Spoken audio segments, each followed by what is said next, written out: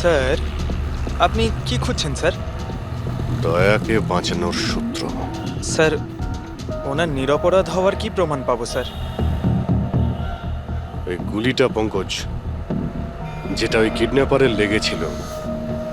কিন্তু স্যার, ওই গুলিটা তো সালুঙ্কে স্যার ওর পিঠ থেকে বার করে নিয়েছিল।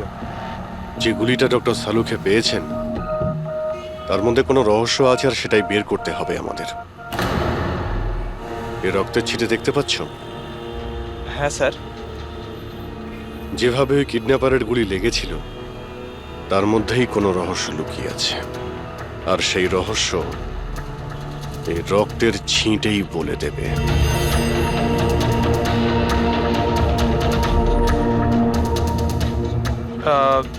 স্যার, রক্তের ফোঁটা কি করে স্যার? আরে ভাই, তুমি জানো না, এই রক্তের ছিটেই আমাদের বলে দেবে যে গুলি কত দূর থেকে চলেছে আর কোন অ্যাঙ্গেল থেকে চলেছে। আর রক্তের ছিটেও আমাদের কিছু বলছে। 1 মিনিট তুমি এখানে দাঁড়িয়ে থাকো তো।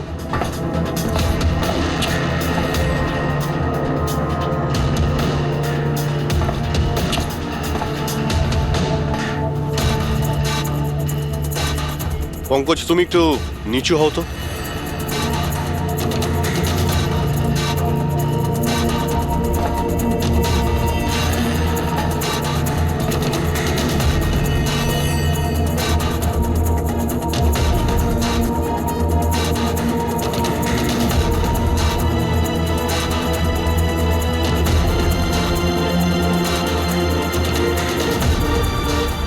তার মানে গুলি 23 ডিগ্রি অ্যাঙ্গেল থেকে চলেছিল। পঙ্কজ, ওই দিন ওই কিডন্যাপারের উপর একটা নয়, 2টো গুলি চলেছিল। একটা দয়ার বন্দুক থেকে, আর একটা অন্য কারো বন্দুক থেকে। স্যার, কিন্তু আমরা তো গুলি একটাই পেয়েছি, তাহলে দ্বিতীয় গুলি কোথা থেকে এলো? ওই দ্বিতীয় গুলিটাই তো আমাদের খুঁজতে হবে। ওই কিডন্যাপারের এখানে গুলি লেগেছিল, ও এখানে পড়েছিল, আর পুতুলটা এইখানে পড়ে। তার মানে দ্বিতীয় গুলিটা যেটা পায়ে লাগার কথা ছিল, সেটা এখানেই কোথাও রয়েছে।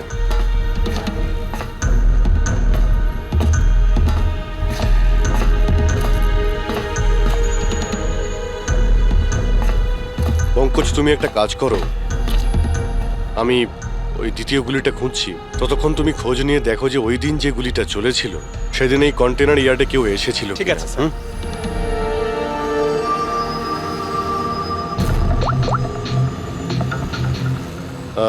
মিস্টার সুপারভাইজার, আপনি একটু উপরে আসবেন।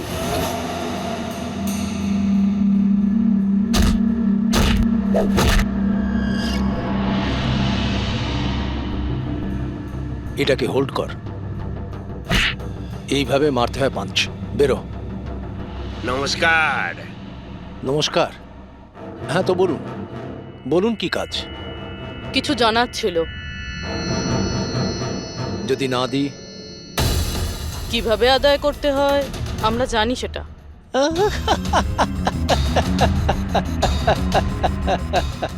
জানেন, আমরা হচ্ছে বক্সার, আর আমাদের হারাতে গেলে আপনাকে একটু শক্তিশালী হতে হবে। মহাশয়, এনাকে এত হালকা ভাববেন না, এনার গায়ে অনেক শক্তি। আপনার মতন 4-4টে পালোয়ানকে এক তুড়িতে উড়িয়ে দিতে পারেন না। ব্যাস, একটা পাঞ্চ, একটা পাঞ্চে এই মেয়েটা পুরো ধরাশায়ী হয়ে যাবে। সেটা তো পাঞ্চ মেরেই বোঝা যাবে, তাই না? যদি সাহস থাকে ময়দানে এসো। আমার ময়দানে যাবার কোনো দরকার নেই। তোমার জন্য আমার যে কোনো ছেলে যথেষ্ট। আর যদি তুমি জিতে যাও, তুমি যা জানতে চাইছো আমি তোমাকে বলে দেব।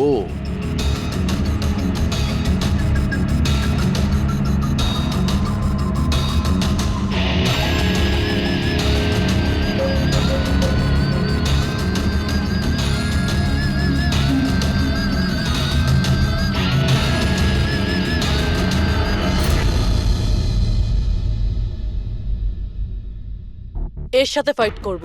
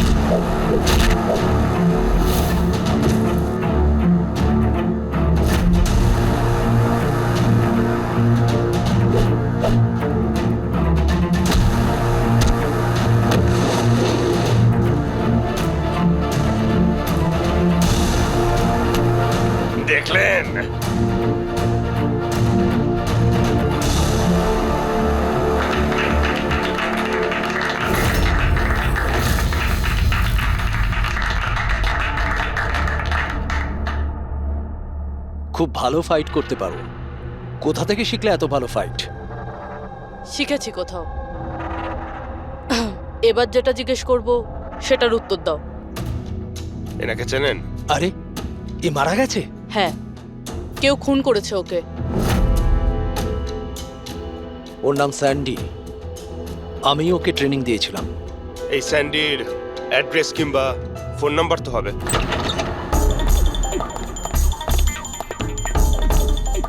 ঘরটায় খুব ভালো করে খুঁজে দেখো, আনাচে কানাচে ভালো করে দেখো যেখানে বাচ্চাটাকে লুকিয়ে রাখতে পারে।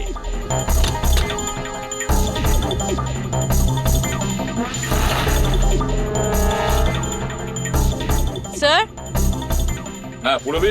স্যার এই বলো। দেখুন, কাবার্ডে ফটো লাগানো রয়েছে। মাই গড, এ তো মিলির ফটো।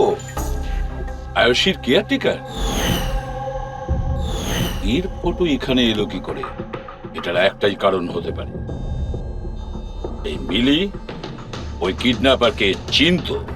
হ্যাঁ স্যার, আর আমাদের সামনে এমন নাটক করছিল যেন বাচ্চা হারিয়ে যাওয়ায় সব থেকে বেশি দুঃখ ওরই হচ্ছে। আয়ুষী, ওই মিলির সঙ্গে দেখা করতে হবে। হয়তো ওর কাছেই আয়ুষীর ব্যাপারে সব জানা যাবে।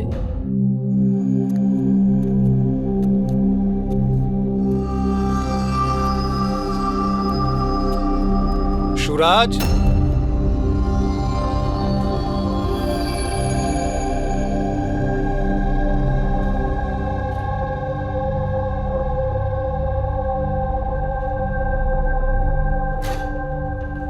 সুরাজ,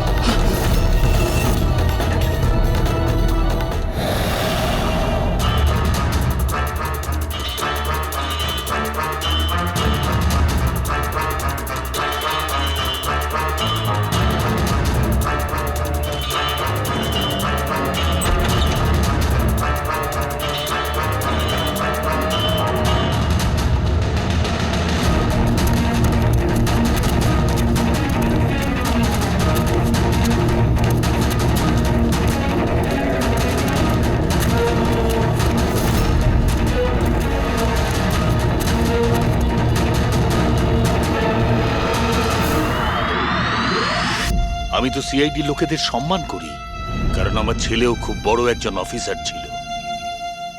ওকে 26শে নভেম্বর গুলি করে মেরেছে। ওর মা ডিপ্রেশনে চলে যায়।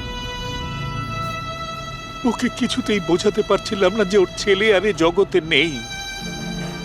সেই শোকে ও দুবার আত্মহত্যা করার চেষ্টা করেছিল, কিন্তু তৃতীয়বার ওকে আর আমিও বাঁচাতে পারিনি।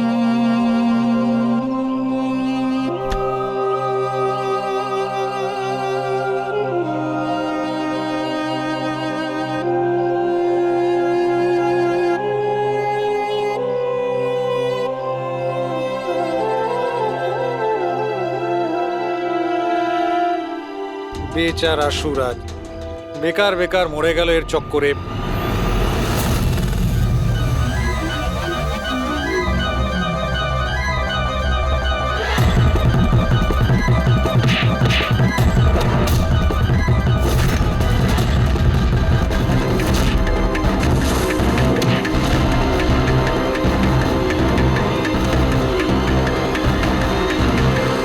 স্যার, আমার মেয়ের ব্যাপারে কোনো খবর পাওয়া গেল?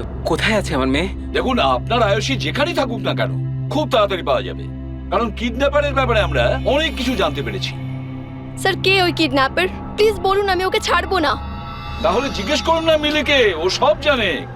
কি মিলি, কে কিডন্যাপার আর কার কাছে আয়ুষী আছে সবকিছু ও জানে, জিজ্ঞেস করুন।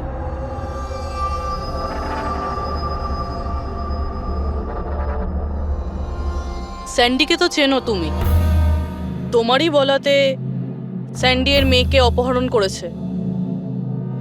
প্লিজ প্লিজ আমাকে ক্ষমা করে দিন, আমি ভুল করে ফেলেছি। কোথায় আমার মেয়ে? হ্যাঁ, কোথায় লুকিয়ে রেখেছিস আমার মেয়েকে? বল বল, কোথায় আমার মেয়ে? ম্যাডাম আমি সত্যি বলছি, আমি আমি দিব্যি বলছি। আমি তো শুধুমাত্র স্যান্ডিকেই চিনি। আপনার মেয়েকে কিডন্যাপ করাতে আমার কোনো রকমের হাত নেই, আমি সত্যি বলছি। মিলি দেবী, আপনার কি মনে হয় আমরা সিআইডির লোকেরা ঘাসে মুখ দিয়ে চলি? আপনি স্যান্ডিকে চেনেন যেখানে, তার মানে আপনি এটাও জানেন যে আয়ুষীকে কোথায় কিভাবে রাখা হয়েছে, তাই না? তাড়াতাড়ি বলুন। স্যার আমি সত্যি বলছি, ওই স্যান্ডি আমার চারপাশে সবসময় ঘুরে বেড়াতো। ওর মিথ্যে ভালোবাসাটাকে আমি সত্যি ভেবেছিলাম। আমি সত্যি বলছি, আমি কিচ্ছু জানি মিথ্যে না। বলছে। আরে কিছু তো জানেন আপনি, বাচ্চাটাকে কোথায় লুকিয়ে রাখতে পারে ওরা? আমি কিচ্ছু জানি না, আমি কিচ্ছু বলতে পারবো না। স্যার ওই দিন থেকে আজ পর্যন্ত একটাও কন্টেনার বাইরে কোথাও যায়নি, কিন্তু স্যার এই এরিয়ার মধ্যেই আমরা কন্টেনারগুলো এদিক থেকে ওদিক করেছি। আচ্ছা একটা কথা বলো, এই যে এই এরিয়াতে যতগুলো কন্টেনার আছে এই পর্যন্ত, এইগুলো কি এদিক ওদিক করা হয়েছিল? হতে পারে স্যার। আচ্ছা এই কন্টেনারগুলো যখন নিয়ে গিয়েছিলে, কোথায় নিয়ে গেছো, কোথায় রেখেছো মনে আছে? স্যার সেভাবে তো মনে নেই, কিন্তু এই এরিয়ার মধ্যে কন্টেনারগুলো এদিক থেকে ওদিক করেছিলাম। আপনি চাইলে চেক করে নিতে পারেন। চেক তো করতেই হবে।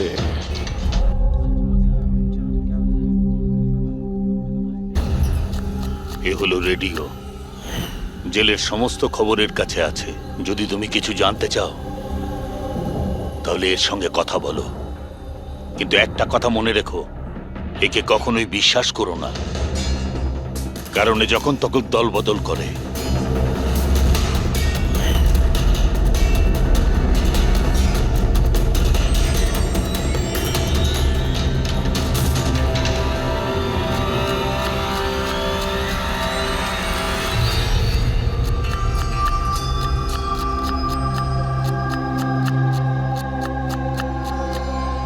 কোনো সাহায্য করব ভাই? পেঁয়াজ কাটো, কাটতে পারো তো নাকি? হ্যাঁ হ্যাঁ, কাটছি তাহলে কাটো।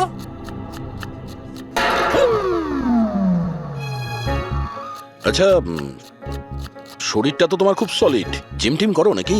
হ্যাঁ হ্যাঁ, আগে তো জিমে যেতাম, কিন্তু এখন আর যাওয়া হয় না। ভালো হয়েছে ছেড়ে দিয়েছো। নাম কি তোমার? আমার নাম হলো রেডিও। রেডিও?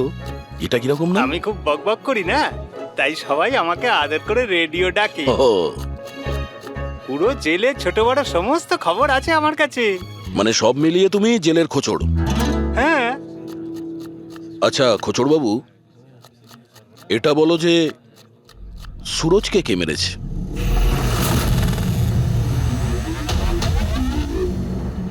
কি হলো? তুমি তো এই জেলের সব থেকে বড় খোঁচড়, এটাও জানো না? হ্যাঁ, রেডিও নাম আমার। হাহ। চলো এটা বলো যে প্রমোদকে কে মেরেছে, জানো না? আরে কি ধরনের খোঁচড় তুমি ভাই, ছিঁচকে একদম। কিসের খোঁচড় তুমি?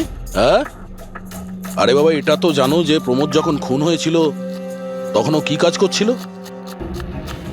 ও তো জানি ঝুড়ি বানাতো। ঝুড়ি বানাতো? হ্যাঁ। আর এই ঝুড়ি বানানোর কাজে ওর সঙ্গে কে কে ছিল বলো? বলরাজ, সানি, সুরজ আর কল্পেশ। সুরজও ছিল? হ্যাঁ। এই সানি, কল্পেশ আর বলরাজ এই সময় জেলে কি কাজ করছে?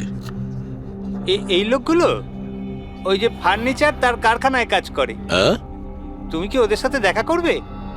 হ্যাঁ চলো দেখা করি। চলো চলো, তাড়াতাড়ি হাত চালাও, এখন অনেক রান্না বাকি আছে। হ্যাঁ করছি তো, এই তো তখন থেকে বিরক্ত করছে আমায়।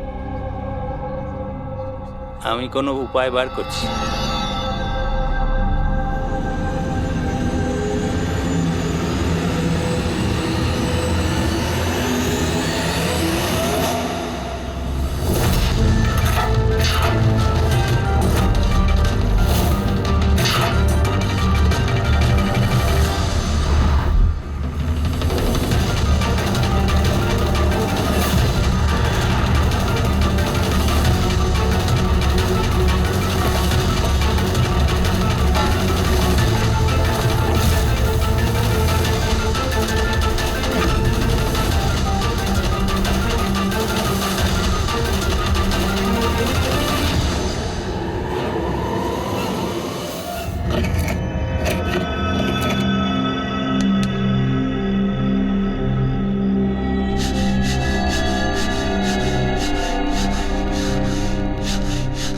কিছু জানতে পারলে কে মেরেছে সুরাজ আর প্রমোদকে?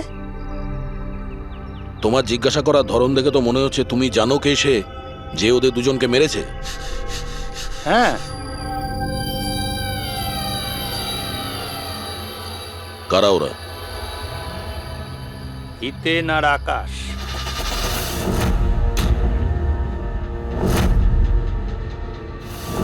এত তাড়াতাড়ি বলে দিল? কিচেনে তো ভুলভাল বকছিল। নিশ্চয়ই কোনো গন্ডগোল আছে এই রেডিওর। সকালে আমি যখন তোমাকে জিজ্ঞাসা করলাম তখন তুমি আমায় কেন বলোনি? রহস্যের ব্যাপার এত তাড়াতাড়ি বলতে নেই। আর আমার তো এটাও জানা আছে যে ওই শক্তিশালী লোকটা আসলে কে, যাকে ওই দুজন মারার কথা আলোচনা করছে। যেটা প্রমোদ শুনেছিল। হুম, কে সেই ক্ষমতাবান লোকটা? শুনে কিন্তু রেগে যেও না। তোমাকেই মারার প্ল্যান করছে ওরা। আমাকে? হুম।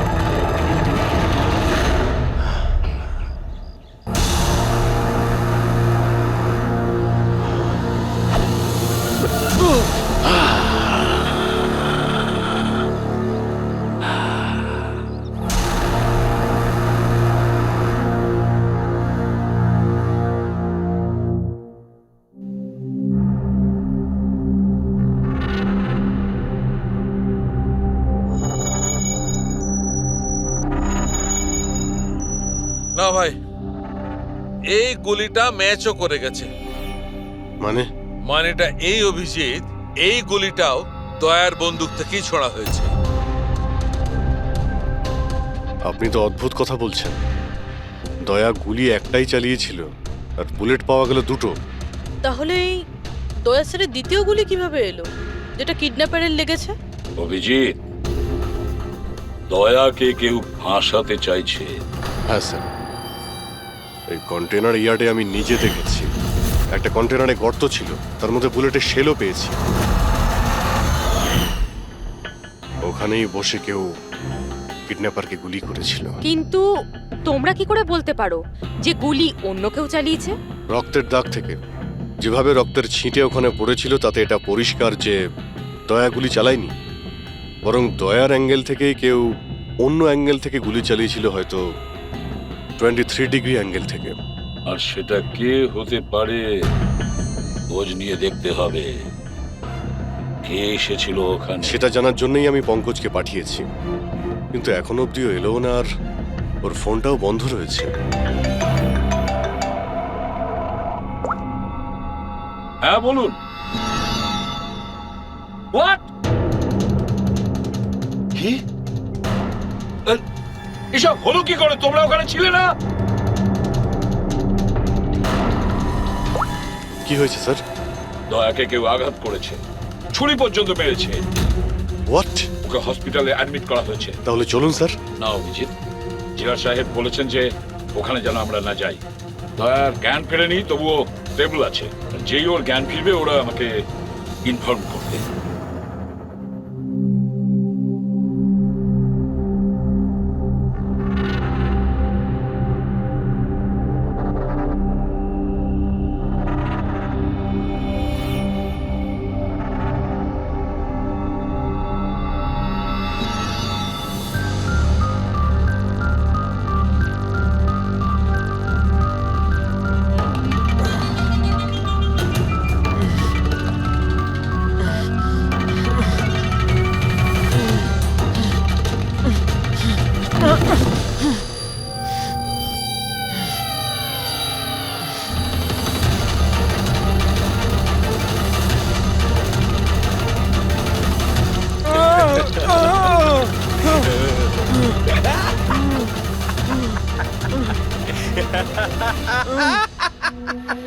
যত হাসার হাস, তোর আর বেশি দিন বাকি নেই। হেসে নে। আরে ভাই, তোদের সিআইডির এটাই প্রবলেম জানিস তো, ভীষণ বেশি বকবক করিস। সব শেষ হয়ে গেছে, তবু তোদের সাহস কমেনি। মৃত্যুর মুখে দাঁড়িয়েও বড় বড় কথা বলছিস। এই স্বভাব না মরার আগের মুহূর্ত অব্দি যাবে না, বুঝেছিস? আচ্ছা, তাহলে আমি নিঃশ্বাসটাই বন্ধ করে দিই। আমাকে যে ফলো করে তাকে আমার একদম পছন্দ হয় না। কোনো অপরাধী, বুদ্ধিমান অপরাধী, নিজের পেছনে কোনো প্রমাণ ছেড়ে যায় না। প্রমাণ তো তুই ওখানেই ফেলে এসেছিলি। তুই গিয়েছিলিস না ওখানে, ওই আড়ে? ও, তাহলে তোরা কান ধরতে গিয়ে মাথা পর্যন্ত পৌঁছে গেছিস। মিস্টেক, অনেক বড় মিস্টেক। কোনো ব্যাপার না, ভুলটা না হয় শুধরে নিচ্ছি। মরার আগে কোনো শেষ ইচ্ছে? তুই দয়া স্যারকে ফাঁসিয়েছিস। Very simple. আমি কন্টেনারে লুকিয়েছিলাম, ওর মধ্যে থেকে আমি এমন একটা হোল বানিয়েছিলাম যেটা দিয়ে আমি সবকিছু পরিষ্কারভাবে দেখতে পারি, কে কি করছে। বুঝলি, দয়া তো এটা জানতোই না যে ওর ঠিক পিছনের কন্টেনারে আমি লুকিয়েছি।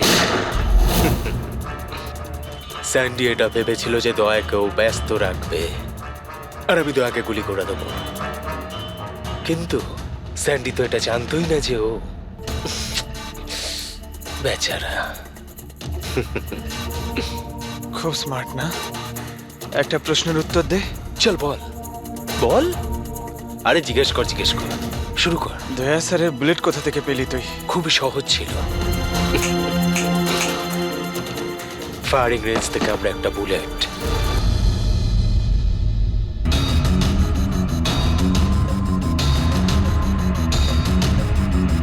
একই আমার পার্টনার আমার সাথে বিশ্বাসঘাতকতা করলো।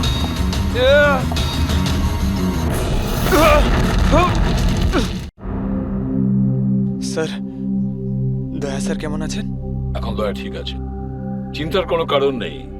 দেখো অভিজিৎ, খুব বড় প্ল্যানিং করেছিল ওরা দয়াকে ফাঁসানোর জন্য। হ্যাঁ স্যার, আর এই কিডন্যাপিংটা ওই প্ল্যানেরই একটা পার্ট। আর ওরা স্যান্ডিকেও ডাবল ক্রস করেছে।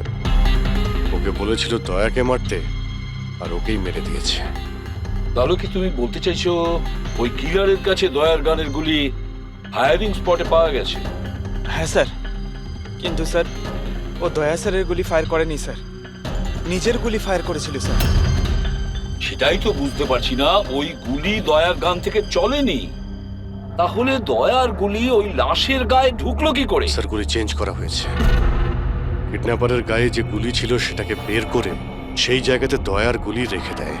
কিন্তু স্যার, লাশটা তো কন্টেনার ইয়ার্ড থেকে সোজা ফরেনসিক ল্যাবেই এসেছিল। তাহলে গুলি বদল হলো কখন এবং কোথায়?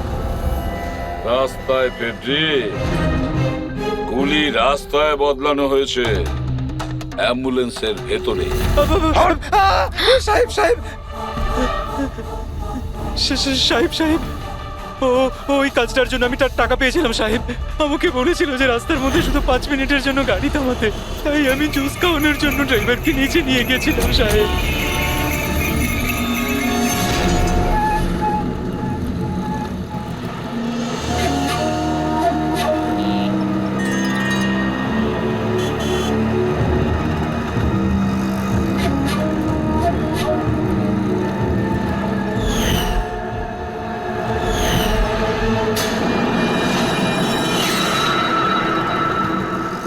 মিলি কোথায়? কোথায় মিলি? স্যার আমরা ওকে খুঁজছি, ও ফোনও ধরছে না। ওর রুমটা কোথায়? হ্যাঁ, ওই উপরে। কিন্তু অফিসার হয়েছেটা কি? মিলি সবাইকে বোকা বানিয়েছে। ও স্যান্ডিকে কোনোদিন ভালোই বাসেনি, বরং এই পুরো কিডন্যাপিং এর পিছনে ওরই হাত আছে।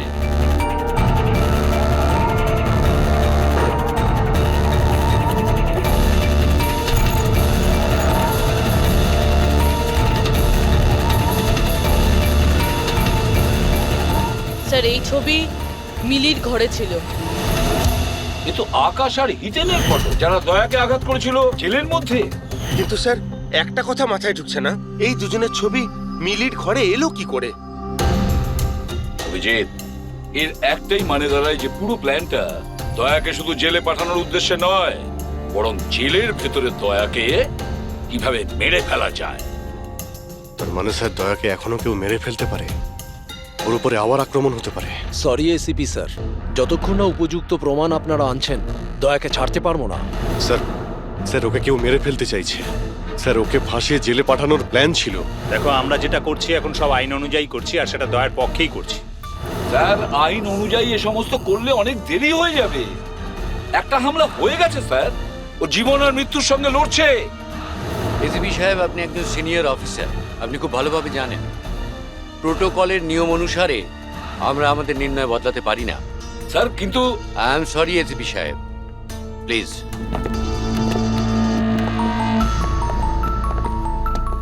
স্যার হ্যাঁ। স্যার স্যার মিলির ফোন বন্ধ আসছে।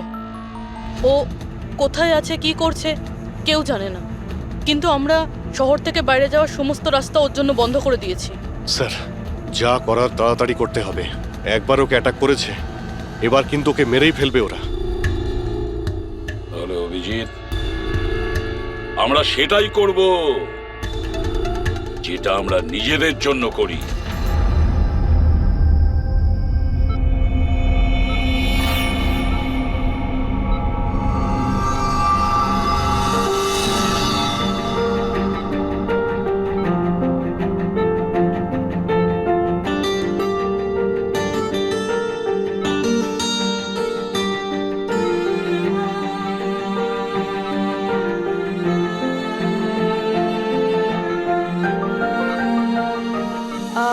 I am sorry sir, visiting time শেষ হয়ে গেছে, আপনাদেরকে বাইরে যেতে হবে। আমি পেশেন্টের ব্যান্ডেজ চেঞ্জ করব।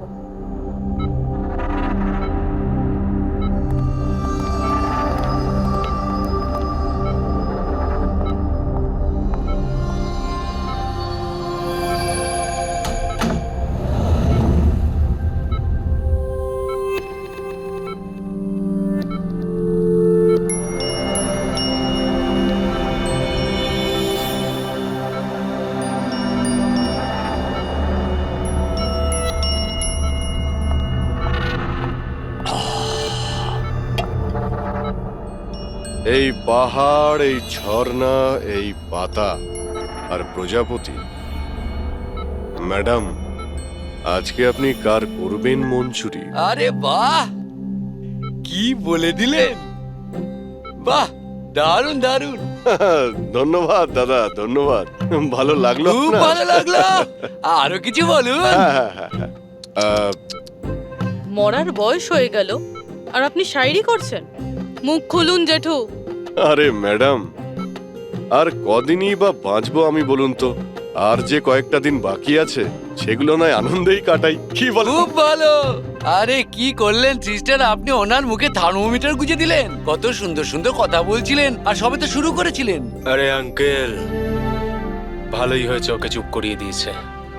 এমনিতে তো মরেই যেত, না হলে আমি নিজেই ওর গলা টিপে চুপ করিয়ে দিতাম ওকে। আরে আরে চুপ। রাগ করো না ভাই, বাঁচা আর মরা তো উপরওয়ালার হাতে রয়েছে। আমরা তো শুধু কাঠের পুতুল, ভগবান তো আমাদের দিয়ে শুধু খেলিয়েই যাচ্ছে। আরে কি ভালো, কি ভালো। আরে তোমার যদি ভালো না লাগে তুমি কান বন্ধ করে শুয়ে পড়ো, আমার খুব ভালো লাগছে, আমাকে শুনতে দাও। আরেকটা বলুন, আরেকটা বলুন। হ্যাঁ হ্যাঁ অবশ্যই, এবার শুরু করি।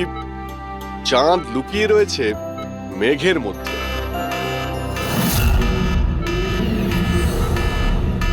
এই পালাও পালাও, তাড়াতাড়ি পালাও, তাড়াতাড়ি পালাও সবাই, হসপিটালে আগুন লেগে গেছে, তাড়াতাড়ি পালাও, তাড়াতাড়ি তাড়াতাড়ি।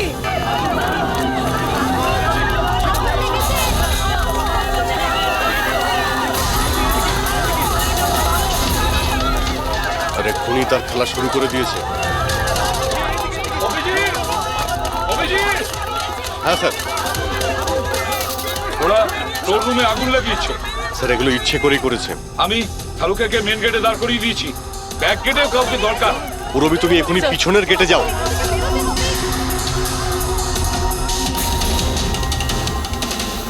আরে অভিজিৎ, হ্যাঁ স্যার। দয়ার খেয়াল রাখো, তার সঙ্গে থাকো।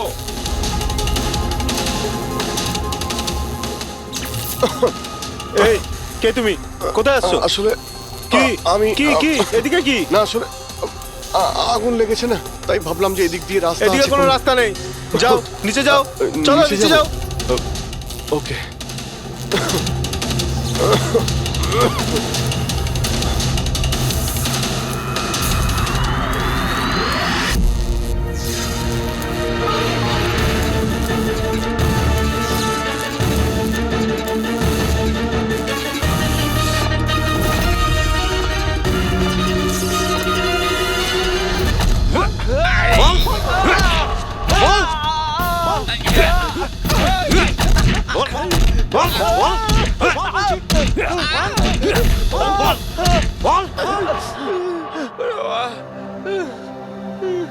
আমি তোমাদের দুজনকে আধ ঘন্টার সময় দিচ্ছি, তাই এই আধ ঘন্টার মধ্যে সম্পূর্ণ সত্যিটা তোমাদের মুখ থেকে শুনতে চাই। বলো, কে পাঠিয়েছে তোমাদের দয়াকে মারার জন্য?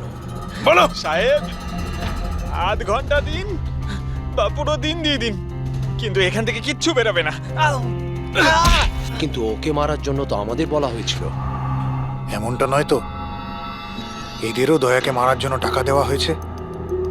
আমরা আমাদের বাকি টাকাটা পেয়ে যাব তো? মনে হচ্ছে কোনো ষড়যন্ত্র, খোঁজ নিতে হবে। তাহলে কি বলছিস কাঁকড়া? আমাদের আসল উদ্দেশ্যটা তাহলে এবার বলে দেওয়া যাক জেলার সাহেবকে। এই মাথা খারাপ হয়ে গেছে নাকি তোর? জেলারকে যদি বলে দিই তাহলে পুরো প্ল্যানই ফেল হয়ে যাবে। আচ্ছা, তাহলে হিতেন আর আকাশের মৃত্যু তো এবার শুধু সময়ের অপেক্ষা, আর বাঁচবে না। দাঁড়া, আরে বাবা রে। তোমরা কারা? আমাদের মারবি? তোরা জানিস আমরা কে আর কি করতে পারি?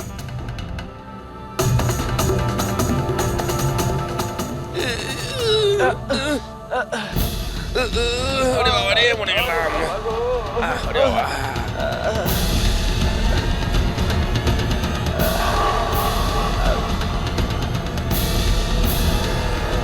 তোর নাম আকাশ আর তুই হিতেন। তোমরা দুজনে একেবারে অকম্মা ঠেকে, একটা ছোট কাজও তোমাদের দ্বারা হয় না, আর তাই আমাদের আসতে হলো, বুঝেছ? এবার আমরা দুজন করব তোমাদের দুজনের কাজ। এই যে ছড়িয়ে 56 করেছো না, সব আমাদের ঠিক করতে কিন্তু হবে। আমাদের তো দয়াকে মেরে ফেলার জন্য বলা হয়নি, শুধু আঘাত করতে বলা হয়েছিল। এই চুপ কর, পাগল নাকি? কি বলছিস কি? হ্যাঁ, আরে সত্যি তো বলছি। ওদের বলছিস কেন? আরে একই কাজ আমাদেরকেও দিয়েছে, এদেরকেও দিয়েছে। টাকা তো দিয়েছে। হ্যাঁ, আর যদি আমরা বাকি টাকাটা না পাই তাহলে? কি টাকা দেবে না? আমি কি ছেড়ে দেবো? কিন্তু এদের বলছিস কেন?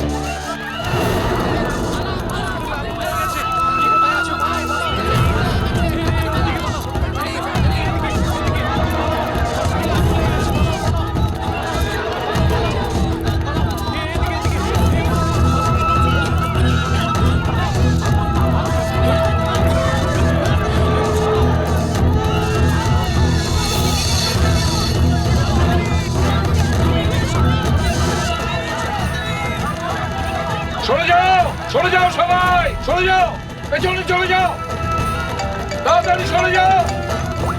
হ্যালো, হ্যাঁ পঙ্কজ, কি বললে তুমি?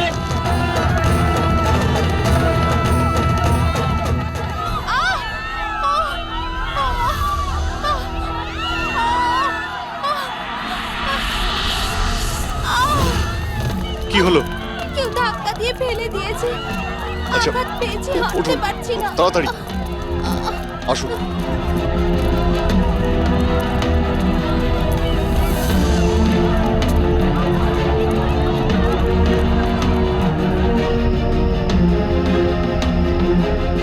সারিকা, শোনো, একে দেখো তো, ওর পায়ে লেগেছে, ওকে বাইরে নিয়ে যাও। আসুন আসুন, আমার সাথে আসুন। অভিজিৎ, অভিজিৎ, তুমি এখানে কি করছো? দয়ার কাছে কে আছে? স্যার, একজন মহিলা লেগেছিল, ওনাকে আমি নিয়ে আসছিলাম। দয়ার কাছে একজন গার্ড আছে কিন্তু স্যার। অভিজিৎ, পঙ্কজ এক্ষুনি ফোন করে বললো আমাকে দয়ার উপর যে হামলা করবে সে বাইরে থেকে আসবে না, আগে থেকেই হসপিটালে আছে।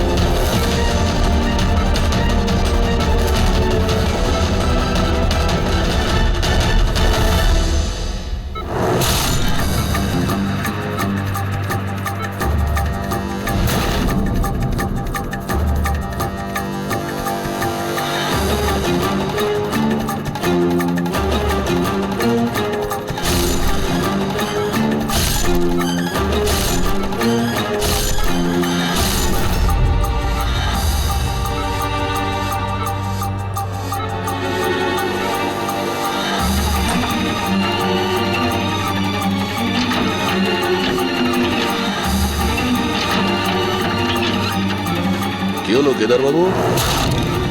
দরজা খুলছে না নাকি?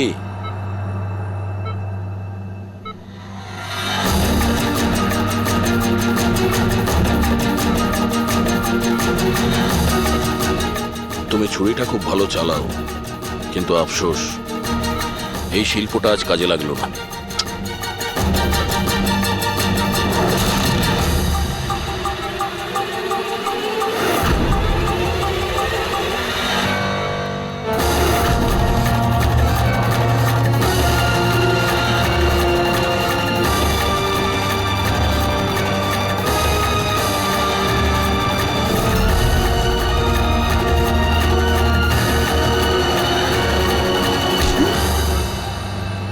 ছেড়ে দাও আমাকে, আমি ওকে ছাড়বো না, আমি ওকে ছাড়বো না। কবিতা শেষ, গল্প শুরু। দয়াকে কেন মারতে চাইছিলি? কারণ ও আমার বউ আর আমার মেয়েকে মেরেছে। আমার বউ আর আমার মেয়ে আত্মহত্যা করেছে। ও যদি আমাকে জেলে না পাঠাতো তাহলে ওরা কিছুতেই এটা করতো না। অপরাধ করলে শাস্তি তো পেতেই হবে, তাই না? অনেক বড় প্ল্যানিং করেছিলি না তুই? বাচ্চাটাকে কিডন্যাপ করালি, কন্টেনার ইয়ার্ডে গুলি চালালি, আর দয়াকে ফাঁসানোর জন্য গুলিটাও চেঞ্জ করে দিয়েছিলি।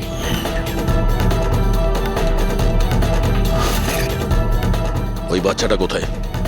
ওই বাচ্চাটা কোথায় যাকে তুমি কিডন্যাপ আছে করেছো? কোনো আপনজনের কাছে। কে হয় তোমার সেই আপনজন? বলবো না। যদি আমার সেই আপনজন জানতে পেরে যায় যে আমাদের প্ল্যান ফেল করে গেছে তাহলে ও বাচ্চাটাকে মেরে ফেলবে। আর যদি ওই বাচ্চাটার কিছু হয় না তাহলে আমি তোকে প্রাণে মেরে দেবো, মনে রাখিস।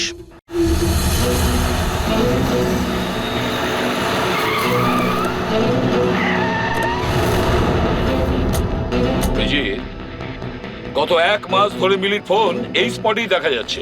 বাচ্চাটাকে এখানেই কোথাও লুকিয়ে রাখা হয়েছে। স্যার, এই মিলি আবার ওই কেদারের কোনো আপনজন নয় তো, যার ব্যাপারে ও আমাদের বলছিল? হতে পারে ফ্রেডি। ওনাদেরকে বলো গাড়ি থেকে বাইরে না বেরোয়। আপনারা প্লিজ গাড়িতেই বসুন প্লিজ।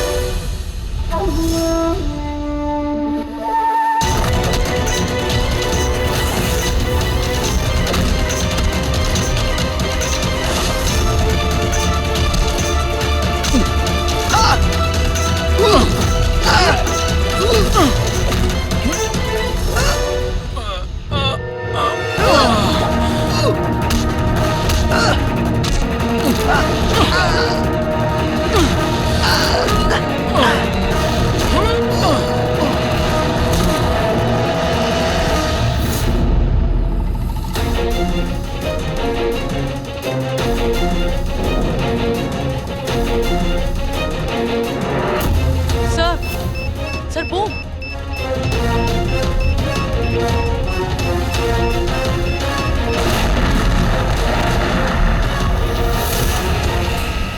মিলি দাও, মিলি পালাবে না। বাচ্চাটাকে, বাচ্চা পড়ে যাবে। বাচ্চাটাকে আমাদের দিয়ে দাও। আমাকে বাধা দিও না, আমি বলছি আমাকে যেতে দাও, না হলে আমি এই বাচ্চাটাকে ফেলে দেবো। দেখো তুমি যা করছো খুব ভুল করছো। ঠিক আছে, আমি এরকম কিচ্ছু করব না। আপনারা আপনাদের গান নিচে রাখুন। ঠিক আছে।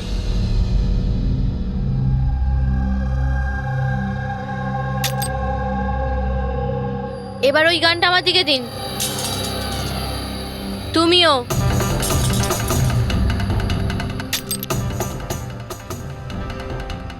আমি জানি তুমি কেদারের মেয়ে, আর এই সব কিছু তুমি তোমার বাবার জন্য করছো। আপনারা সবাই সিআইডির লোকেরা শুরু থেকে কেবলমাত্র উল্টো দিকেই যাচ্ছেন।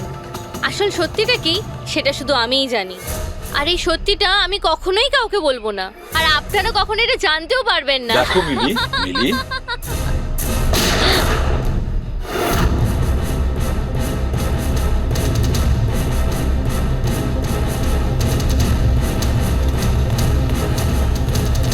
আমার মেয়ে, আমার মেয়ে। এটা কি করলে তুমি? ওকে গুলি করলে? এ আমার মেয়েকে মেরে ফেলতো, আমি কি আর করতাম? আরে পায়ে গুলি করতে পারতে। শুধু ওই ছিল যে দয়াকে নিরপরাধ প্রমাণ করতে পারতো, আর তুমি ওকে মেরে ফেললে।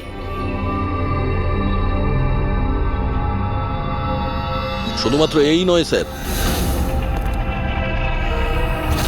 আরো একজন মানুষ আছে যে আমাকে নিরপরাধ প্রমাণ করতে পারে। সে কে দয়া? স্যার অঙ্কুশ নাম তার। অঙ্কুশ? অঙ্কুশের নাম শুনেই তোমার কপাল দিয়ে ঘাম ঝরে পড়লো? না আসলে গরম তো খুব, তাই। গরমের জন্য না, অঙ্কুশ নামটা শোনার পরে গরম লেগে গেল। কি উল্টোপাল্টা বলছেন আপনি? অঙ্কুশ ওরফে জিগর, আর তুমি কেদারের ছেলে। হোয়াট? এই পুরো খেলাটা তুমি খেলেছো। অঙ্কুশ ওরফে জিগর, পুরো খেলাটা তোমার ছিল, ওটা মিলির ছিল না। হ্যাঁ, এই পুরো খেলাটা আমিই তৈরি করেছি। আমি দয়াকে অ্যারেস্ট করব।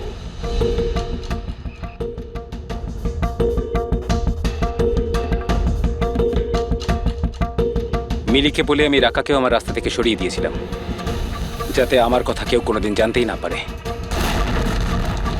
আর আমি হলাম অঙ্কুশ, কেদার হলো আমার বাবা।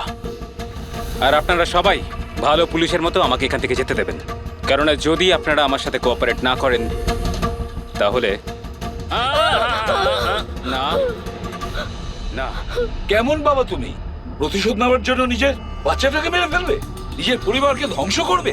এরা আমার পরিবারের কেউ নয়, এরা সবাই অ্যাক্টর। এ আমার বউও নয়, এ আমার বাচ্চাও নয়। দুবাই থেকে আসার পরে 6 মাস লেগেছিল আমার এই পরিবার তৈরি করতে, কারণ আমার আসল পরিবারকে পুরো পৃথিবীর সামনে মেরে ফেলেছে এই দয়া। আমার মাকে, আমার বোনকে, আমার বাবাকে জেলে পাঠিয়ে দিয়েছে। তোমার শত্রুতা আমার সঙ্গে, তোমার বদলা নিতে হলে আমার সঙ্গে নাও। গুড বাই দয়া।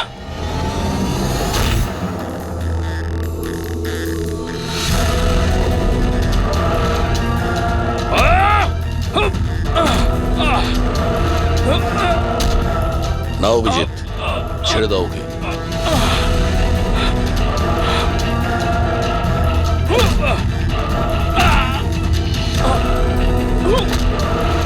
আইনের হাত শুধু লম্বা নয়, শক্তিশালীও হয়।